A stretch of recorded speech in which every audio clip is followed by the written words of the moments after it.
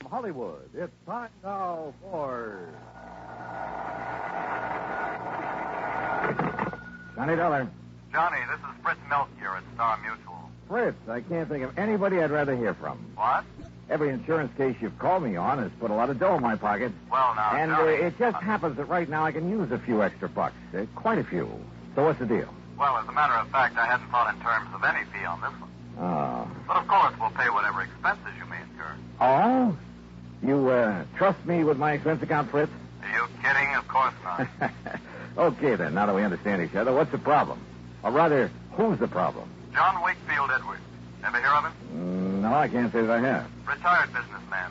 Leather goods, I think it was. He lives just outside of Albany, New York. So what's happened to him? Well, nothing that I know of. But he has a lot of insurance with us, including a straight life policy worth $155,000. How old is he, Fritz? In his late 60s. Married? His wife died, 3 or 4 years ago. Then who's the beneficiary? His adopted daughter, Marilyn. And how old is she? In her late 20s. She's a very attractive girl, I understand. Then who cares about a fee? Fritz, I'll take the assignment. Easy, Johnny. You probably won't even see her. Oh, why not? But she lives and works over in Troy. Ah. Well, what's happened to the old man? Well, he called me a few minutes ago and asked, or rather demanded, that I send you over to see him immediately. Yeah, why? He wouldn't say. What he did say, though, just before he hung up, is that under no circumstances are you to let her know that you're coming. Meaning Marilyn? I would assume so. I wonder. So do I, Johnny.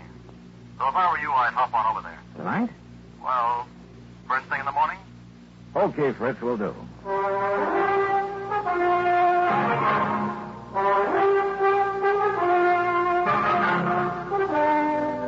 Bob Bailey in the exciting adventures of the man with the action-packed expense account. America's fabulous freelance insurance investigator. Yours truly, Johnny Dollar.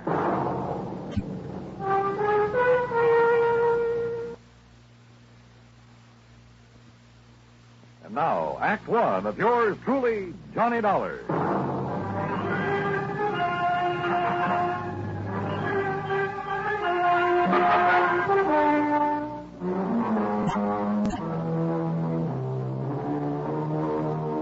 Expense account submitted by Special Investigator Johnny Dollar to the Star Mutual Insurance Company, Home Office, Hartford, Connecticut.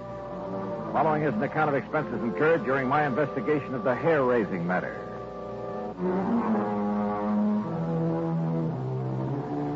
When a beautiful girl and a fortune are involved, well, instead of waiting until morning, I got out my car and drove over to Albany. Item 1, $17.20 for mileage. I arrived shortly after midnight, checked in at the Sheraton Tenike, and although I was pretty tired, I ran up item 2, a dime for a phone call. Yes, this is John Wakefield Edwards. Johnny Dollar, Mr. Edwards.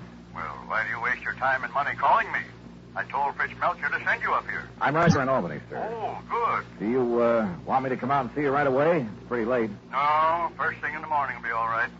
I'm sure nothing will happen before then. Nothing will happen. I'll expect you to have breakfast with me. I beg you... What was that? I said be here at breakfast. 7:30 sharp. Oh, okay. But now, just what did you mean about nothing will happen? I'll tell you about it in the morning. Goodbye, Mr. Dollar. Well, now, wait a minute. Look. You're the boss.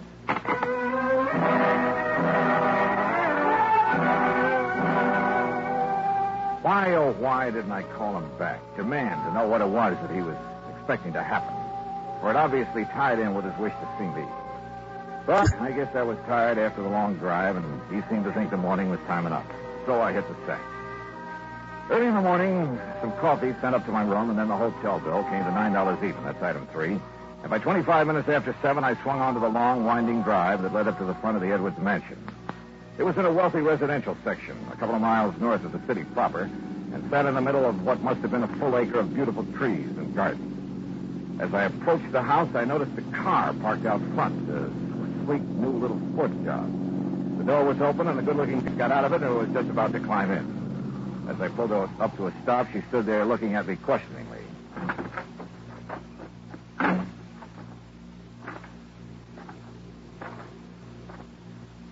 This is the Edwards home, isn't it? That's right. You want to see somebody? Why, yes. As a matter of fact, Mr. Edwards sent for me. Oh, really? Are you an old friend of his? Old? I didn't know it should. Oh, that isn't what I mean... No, my name is Johnny Dollar. John... Insurance detective or investigator or whatever you call it. Yeah, something like that. Well, hi. I'm Marilyn Edwards. Well, hi. I should have guessed he'd send for someone like you, Johnny. Come on in. Why do you say that, Marilyn? Well, Daddy seemed to be worried about something lately. You know what? No, at least I'm not sure. That's why I thought I'd stop by this morning before going to work. Oh, I thought you were just leaving. No, I just got here, just before you arrived. What do you do for a living? Don't laugh. I'm a model. Oh. And stop raising your eyebrows. After all, somebody has to pose for those ads for dishpan hands. Oh, sure. And shall we go in and see Daddy? That is if he's up. Well, he'd better be. I have a breakfast date with him at 7:30, and it's now exactly 7:31. Then we'd better go in.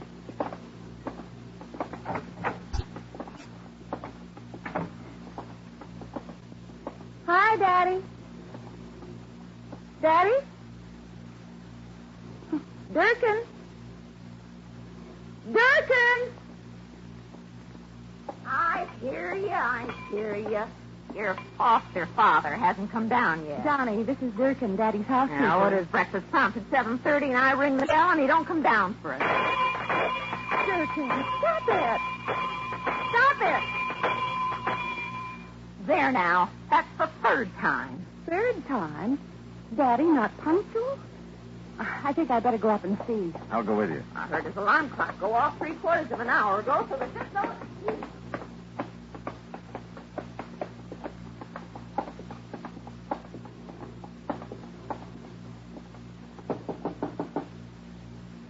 Daddy? Wait a minute, What is it, Johnny? I thought I caught a whiff of cordite. Cordite? But no, I guess not. Daddy? Johnny? Johnny! Oh, no! I'm afraid so, Marilyn. He's dead.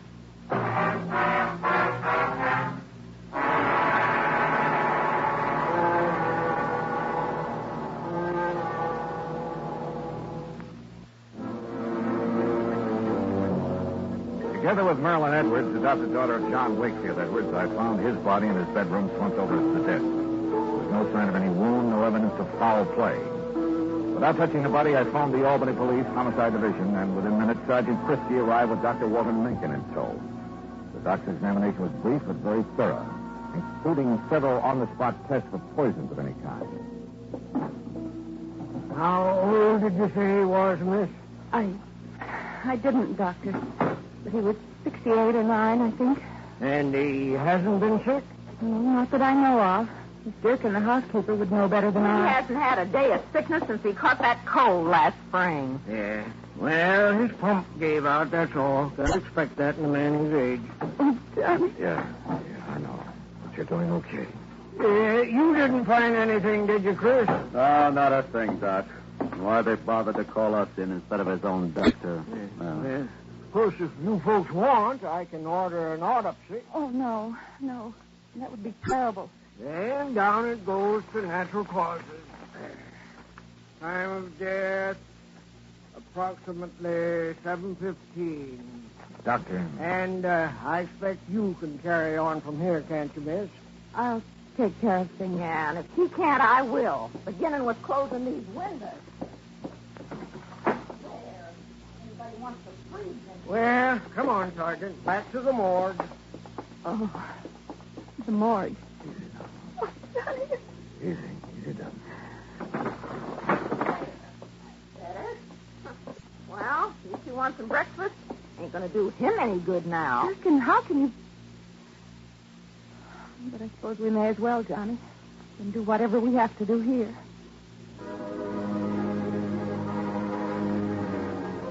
There was something mighty wrong here, yet I couldn't put my finger on it. Had I really caught the smell of cordite before we entered that room? It was too late to tell now, even with the windows closed. Those windows. With the cold morning. Had he left them open while he dressed? Marilyn, heir to his big insurance policy. Had she really just arrived when I got there? If the housekeeper, Durkin, had been in the kitchen making breakfast, It would have been easy for someone to sneak in and... But who? And why? And what about Durkin? Now, wait a minute. The police medic said death due to natural causes. No poison, no wounds of any kind. So that's that. The undertaker must have been hungry for business because he got there before noon and took the body away. Meantime, of course, I'd questioned both Durkin and Marilyn pretty thoroughly. Enemy? Oh, no, Johnny. Daddy didn't have... Johnny, you keep talking as though you think he might have been murdered. Does anyone beside you benefit from his death, Marilyn? That's a horrid thing to say. I do. Durkin, what are you doing snooping around this way? Well, it's as much my affair as yours now that Mr. Edwards is gone. What do you mean by that, Durkin? I mean the money he left me in his will. And the codicil in his will that says Marilyn's got to share the insurance with me if she collects. Durkin. What do you mean by that? Oh, everybody knows her and her father, her foster father, ain't been getting along too good ever since she decided to get out and earn her own living, or tried to. I've been getting along all right. Oh, sure. And all the attention you've been giving your dear daddy these last couple of years. Why, today's the first time you've been in this house, and... That doesn't mean that Daddy and I haven't... Durkin, we wish to be left alone.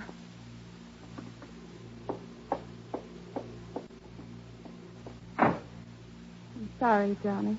Marilyn, I want to go up and look at your father's room again. All right, if you like. And I'll go along with you. No, thanks. I'd rather do it alone. Oh? And what did I find? Nothing. Sure, there were a couple of old bottles of hair tonic hidden away under some shirts. But after all, I mean, at his age. And that funny little thing on his dressing table. There was a little, well, hat stand, I guess you'd call it. The kind you find in a woman's hat shop. You know, a little wooden stand about 8 or 10 inches high. Johnny, look. Huh? Where did you get that? After what you said downstairs, I guess I began to wonder... It's special. So I looked around outside, for footprints or... Well, I don't know what I was looking for. And you found this handgun? It was in the middle of a myrtle bush. It was Daddy's gun. Oh? And see? One shot has been fired. Yeah. I also see you've carefully put your fingerprints all over it. Oh. Hey, what? Fine. Now, my prints are all over it. So if it was used to... What am I talking about? If there'd been a shot, Durkin would have heard it. What's more, there would have been a bullet wound, and there was no sign of anything in the... Wait a minute. Marilyn, maybe there was.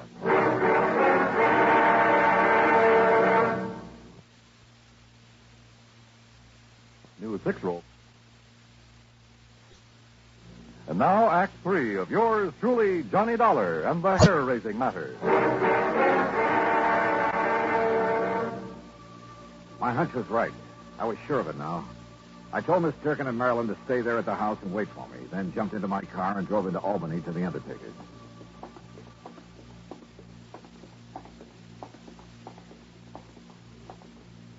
Here we are, Mr. Dollar. The embalming room is right here. Though I must confess we haven't had opportunity to prepare Mr. Edwards' body yet. Good.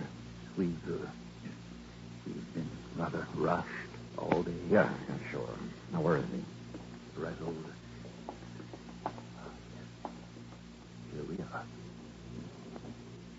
Was he a relative of yours? No.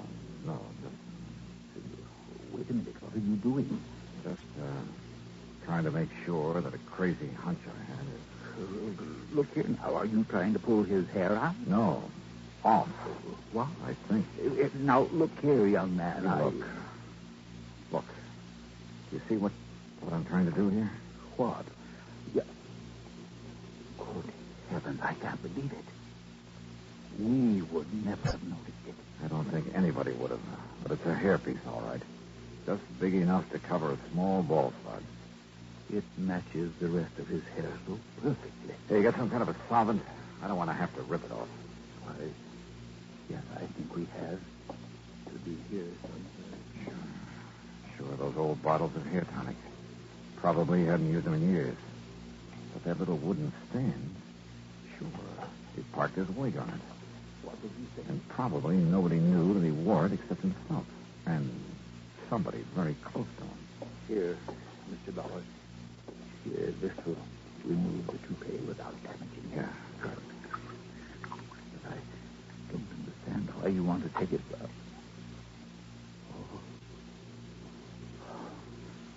Good Lord. Yeah. Right in the middle of his bald spot. Covered up by the hairpiece. And the bullet that made it was a .38 special.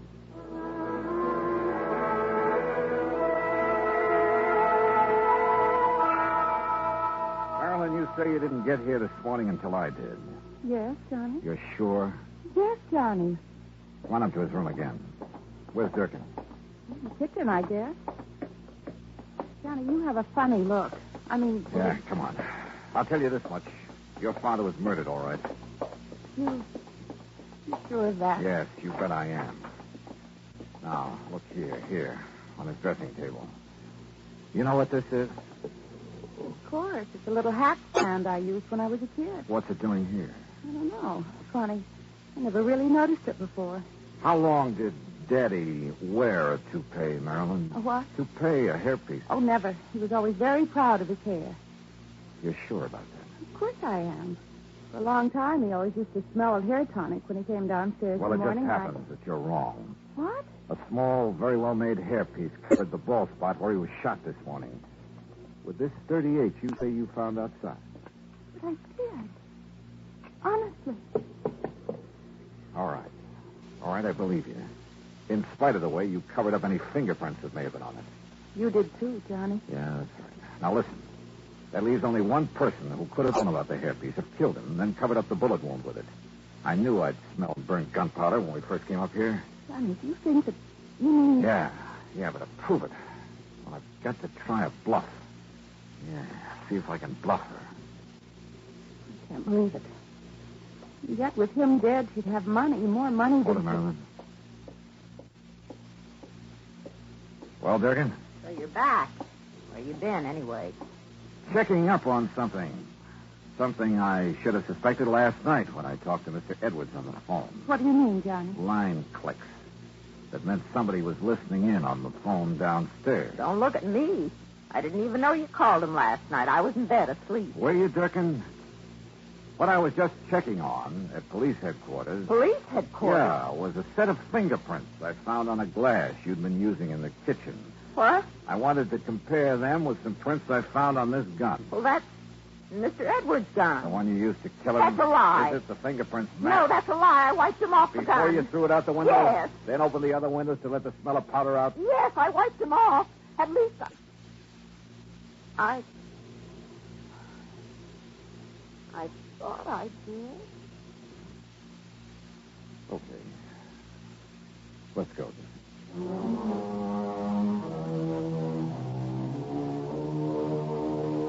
Don't worry. There'll be no part of the insurance or any other money for Durkin. The courts will take care of that. And probably with vengeance. As for Marilyn, well, you know something? There's a gal I think I'd like to see again. And I don't mean because of her fortune. Expense account total, including all the mileage on my car, $47.50. Yours truly, Johnny Dollar.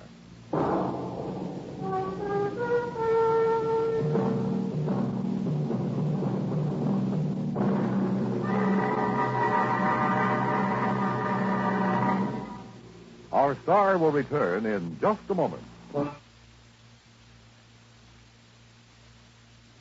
Now, here is our star to tell you about next week's story. Next week, a little jade statue is the key to one of the cleverest plots I've ever seen.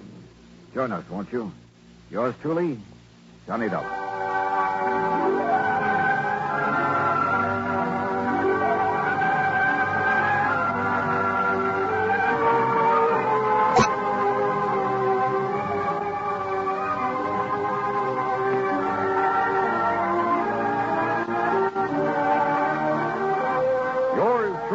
Johnny Dollar, starring Bob Bailey, originates in Hollywood and is written, produced, and directed by Jack Johnstone. Heard in our cast were Virginia Gregg, Shirley Mitchell, Jack Edwards, Ralph Moody, Junior Matthews, and Parley Bear. Be sure to join us next week, same time and station, for another exciting story of yours truly, Johnny Dollar. This is Dan Cumberly speaking.